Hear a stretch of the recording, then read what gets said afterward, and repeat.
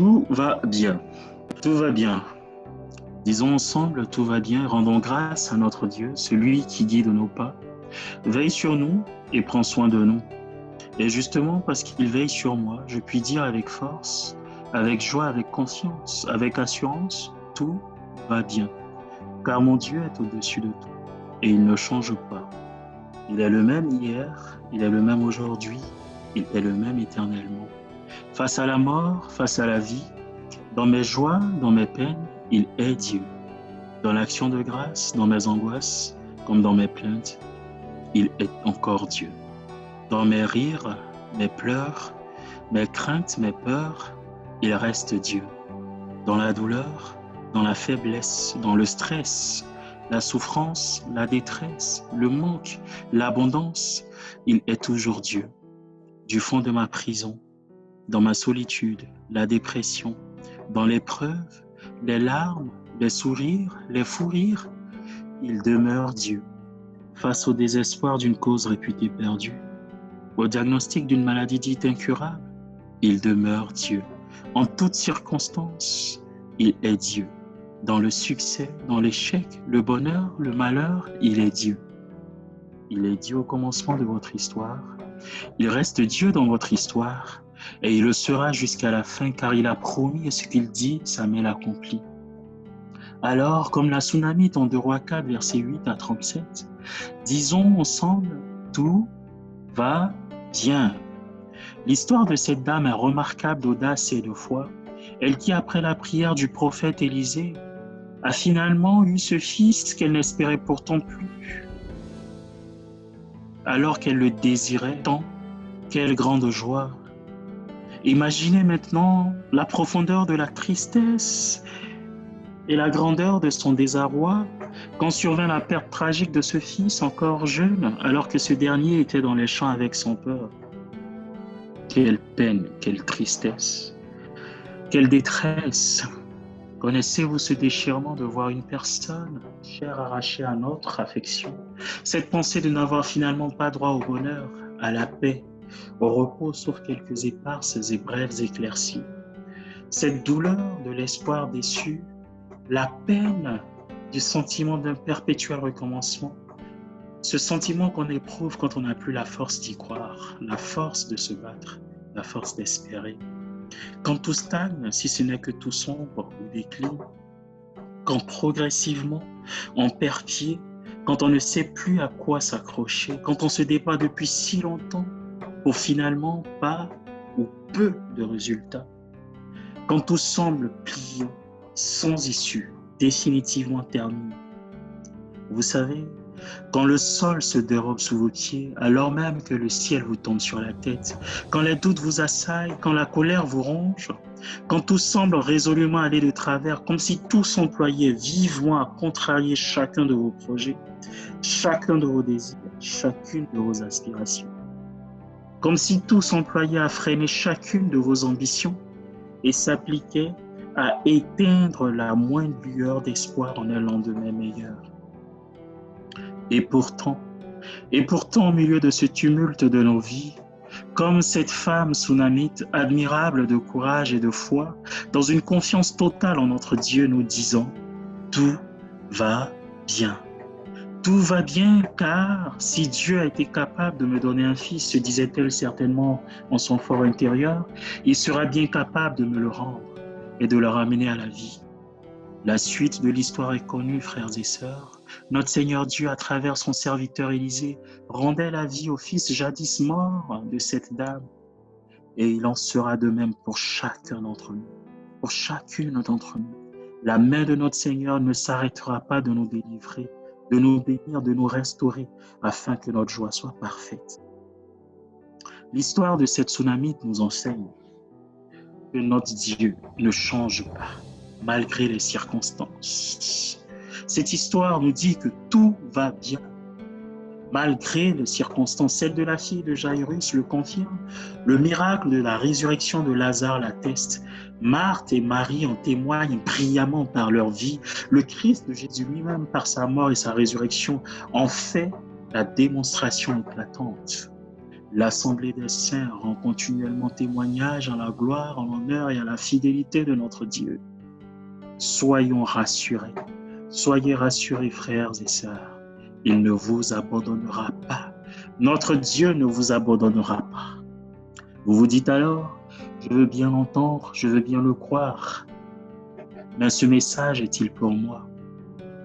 Moi l'orphelin, celui qui peine, moi qui suis abandonné de tous, moi qui n'ai plus la force d'y croire après tant d'espoirs déçus, moi qui peine à joindre les deux bouts, moi qui malgré tant d'efforts et de prières n'ai pas réussi à sauver mon mariage, à sauver cette relation, moi qui suis au bord de la rupture, moi qui attends cet enfant et cette progéniture depuis si longtemps, moi qui suis rongé par la solitude, le célibat prolongé, empêtré dans des relations toxiques, brisé, humilié, battu, rabaissé, écrasé, instrumentalisé, souillé, dégradé. Moi que tout le monde prime, moi dont tout le monde rit, moi qu'on regarde avec dédain, moi qui suis rejeté de tous, moi l'exclu, le reclus, moi que personne ne comprend, moi qui n'ai connu ni père, ni mère, ni l'affection des miens, moi qui n'ai connu que la violence et qui aurais voulu connaître l'amour et la tendresse véritable, moi dont tous les efforts pour lutter contre cette addiction qui me ronge depuis si longues années se sont soldés par des échecs me ramenant à mes déboires et à mes vomissures, moi qui suis défiguré, affecté dans ma dignité par la maladie, moi dont les projets et la joie de vivre se sont envolés dès l'instant où j'ai reçu ce diagnostic réputé définitif et irrévocable, moi dont le visage est marqué par la souffrance. Oui, ce message est pour toi. Oui, ce message est bien pour toi car le Seigneur veut essuyer tes larmes en ce jour, guérir ton cœur, te donner une espérance, te communiquer l'abondance de sa vie afin que ta joie soit complète, ta joie soit parfaite. Frères et sœurs, il vous est peut-être difficile de le croire, mais votre histoire rejoint assurément celle de nuées de témoins dont la vie démontre au monde entier que notre Dieu est le même hier, aujourd'hui et éternellement. Alors, reprenez espoir. Tout va bien, car notre Dieu est capable. Il peut tout et il désire que votre choix soit parfaite. Du matin au soir, tout peut changer. Relève la tête et dépoussière alors tes cantiques d'action de grâce. Garde la foi. Maintiens ta confiance à ton Dieu. Qui ne met pas sa confiance en Dieu perd tout. Mais gardez sa foi en Dieu, celui qui ne déçoit jamais. N'est-ce pas là la clé du succès de la vie? Car l'Éternel a de la bonté pour qui espère en lui, pour l'âme qui le recherche. Nous dit Lamentation, chapitre 3, verset 27. Et tous ceux qui espèrent en lui ne seront point confondus. Pourquoi donc devrais-je me faire du souci pour ma vie, pour ma santé, mes projets, mon mariage, mes enfants, quand j'ai avec moi celui qui est la source même de la vie, celui par qui toute chose a été faite et celui sans qui rien n'a été fait? Pourquoi donc serais-je dans l'angoisse du lendemain quand j'ai avec moi le guide infaillible, le chemin véritable, celui qui reste et demeure le chemin, la vérité et la vie? Pourquoi devrais-je m'inquiéter des situations qui empirent au fil des jours ou qui tardent à s'accomplir quand j'ai pour père le Créateur de l'univers?